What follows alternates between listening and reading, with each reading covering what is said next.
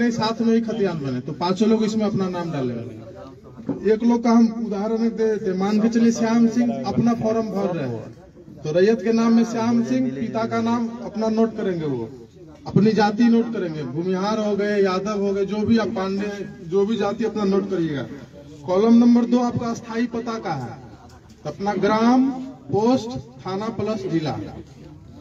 उसके बाद आपका आता है खाता, खेसरा, रकबा, चौहद्दी, कॉलम नंबर 3 से लेकर 6 तक। मानकर चलिए आपके पास 10 प्लॉट है, एक प्लॉट का उदाहरण हम देते हैं। खाता नंबर 40, खसरा नंबर 1150 में 10 डिसमिल आपका जमीन है, तो खाता में 40 भरिएगा, खसरा में आपका 1150 आ जाएगा और रकबा में आपका 10 डिसमिल होगा। बहुत कम ही ऐसा प्लॉट है जिसका रकबा आपका एकड़ में जाएगा। अभी चूंकि सर्वे हुए आपका 115 साल से ज्यादा हो गया, नक्शा आपका हो सकता है 10 एकड़ का भी एक प्लॉट होगा, लेकिन स्थल पर हो सकता है उसमें 50 को प्लॉट नया बन गया होगा, तो जोत आपका भी बढ़ गया है। जो भी प्लॉट आपका है सब डिसमिल में ही मिलेगा।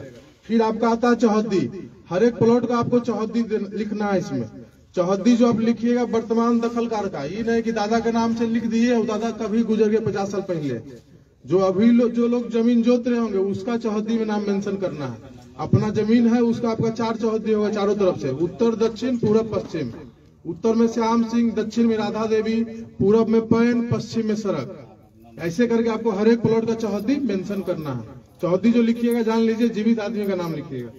फिर आपका किस्म जमीन आपका किस तरीके का है, हो सकता है उसमें आप घर बना कर रह रहे हो, या हो सकता है उसमें 2 फसल होगा तो उसमें आपको धनहर भर देना है। एक फसल अगर साल भर में होगा तो आपको उसको भीट भरना है। अगर 10 साल से प्रति होगा तो वहां प्रति भरा जाएगा आपका। फिर है शेष को छोड़ करके लगाना। अभी आपका जो रसीद कट रहा है वो सब लोगों के पास डिजिटल रसीद होगा, कंप्यूटर का रसीद। अभी से 5 साल 7 साल पहले हाथ वाला रसीद कटता था, तो कंप्यूटर से जो रसीद कट रहा है उसमें देखिएगा शेष को छोड़कर लगाना लिखा हुआ है, वो भरना है तो भरिए, नहीं तो अगर नहीं मालूम है तो उसको खाली छोड़ दीजिएगा। फिर आपका जमाबंदी संख्या, हर एक लोगों के पास रसीद कट रहा होगा, कुछ ही लोग ऐसा होंगे जिनके पास रसीद नहीं होगा। ये समस्या तब आएगा जब आपका दस्तावेज का जमीन रहेगा। खतियानी जमीन जिनके ही पास होगा उनका रसीद किसी न किसी के नाम से होगा, हो सकता है आपके नाम से हो या आपके पिताजी के नाम से हो, दादाजी के नाम से हो, परबाबा के नाम से हो, दादी के नाम से हो, रसीद आपके नाम से मिल जाएगा, तो उसका जमाबंदी संख्या आपको नोट कर देना। फिर आपका कॉलम नंबर 10 है भूमि पर दावा का अधिकार। जो भी आप खाता खेसा इसमें भर रहे हैं वो जमीन आपको कैसे हासिल हुआ, हो सकता है वो जमीन आपका खतियानी जमीन होगा। मतलब क्या कि 1905 में जब आपका सर्वे हुआ आपके किसी वंशज के नाम से खतियान बना था, वही जमीन आपके वंश में नीचे आते जा रहा है। दूसरा जमीन आपका होगा आप खरीदे, आपके पिताजी खरीदे, आपके दादाजी, आपके कोई पूर्वज खरीदे किसी से, वो आपका दस्तावेज का जमीन हो गया। उस प्रकार के जमीन में आपको क्रय लिख देना है। फिर आपका है बंदोबस्त।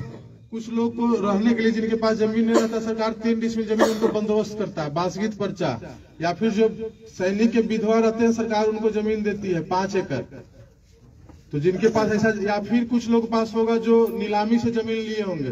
पुराना जमाना में आदमी खाने के लिए अनाज नहीं जुटता था, तो आदमी रसीद कैसे कटवाता, तो जमींदार या सरकार उसका अंग्रेज जमीन को नीलाम कर देता था।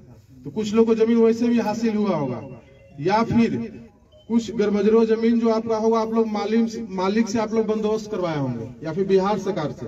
तो जिस प्रकार का जमीन रहेगा आपको उस अनुसार से लिख देना है। खतियानी होगा खतियानी लिखिएगा, अगर दस्तावेज का जमीन होगा क्रय लिखिएगा उस खेसरा के सामने में, अगर बंदोबस्ती पर्चा से होगा तो बंदोबस्त लिखिएगा, दान पत्र से मिला होगा तो दान पत्र लिख देना।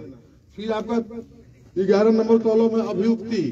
अगर आपको और कुछ जानकारी देना हो तो कुछ लोगों के जमीन पर कोर्ट केस चल रहा होगा, तो उस खेसरा के सामने में कोर्ट केस का जो नंबर आपका होगा मेंशन कर दीजिएगा।